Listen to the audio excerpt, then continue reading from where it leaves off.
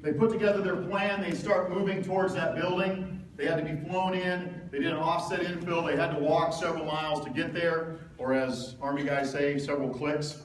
That sounds like a lot less than it really is. Once they got positioned, the breacher snuck up to the door. He placed the explosive charge on that door. The rest of the team was pulling coverage for him, security. He stepped back that 6 foot that was required to be safely away from that explosive charge, and he breached the door. Once he breached that door, he made entry along with the team, and very unfortunately, the breacher was shot and killed at the door. The rest of the team moved into that room and quickly dominated that first room of the building, and they quickly realized the bad guys had set up interlocking fields of fire with machine guns and had sandbagged their positions. When the team leader realized this, he said, okay, we got to get everybody out. And he made sure that all of his men moved out through the entrance door as quick as they can. He was going to be the last man out, and then he was struck numerous times, and that put him down in the corner of this room. One of these 7.62 bullets that hit him went from side to side behind his body armor, and it exited on his right side underneath of his primary arm, his strong arm.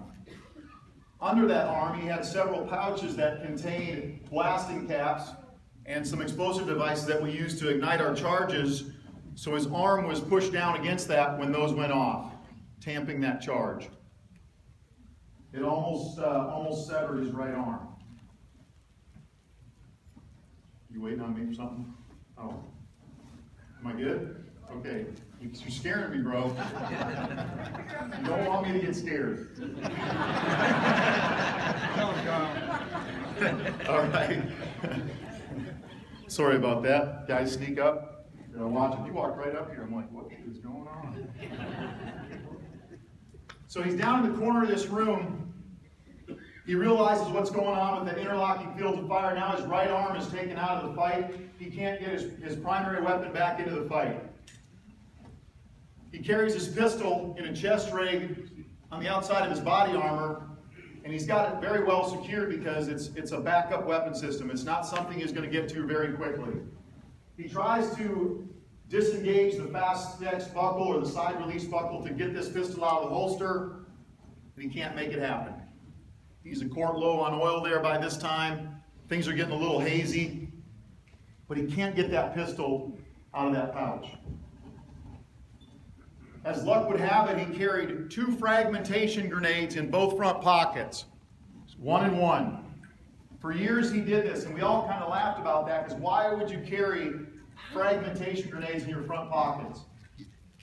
I'm pretty sure there's nobody in this room that's part of their concealed carry rig, 2 fragmentation grenades.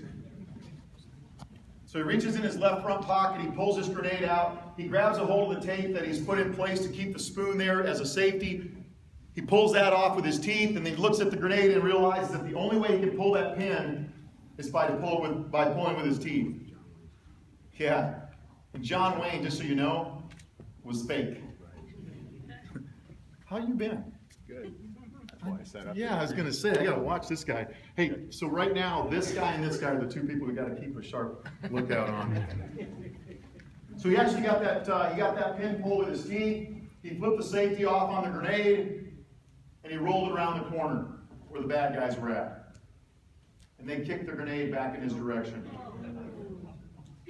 So now if you've ever been around a fragmentation grenade, they're very impressive if you're very close. If you're not very close, then it's not a big deal. He was very, very close. At this time, the team was getting ready to make entry back into the room to try to save their team leader because he hadn't come out and they heard this fire going on inside. And about that time, the bad guys decided, this guy is not giving up. So they ran out the front door. And when they did, they were filled in by the other American soldiers that were standing by. So the question I want to ask you is simply this. Are you prepared? Are you as prepared for what happened to Mike over in Iraq? And I want to tell you, he's doing great things today. He recently retired from the military, but he's doing very well. Having that prepared mindset is super, super important, and having those tools, having the training, having that thought process, and that's what we're here to talk about a little bit today.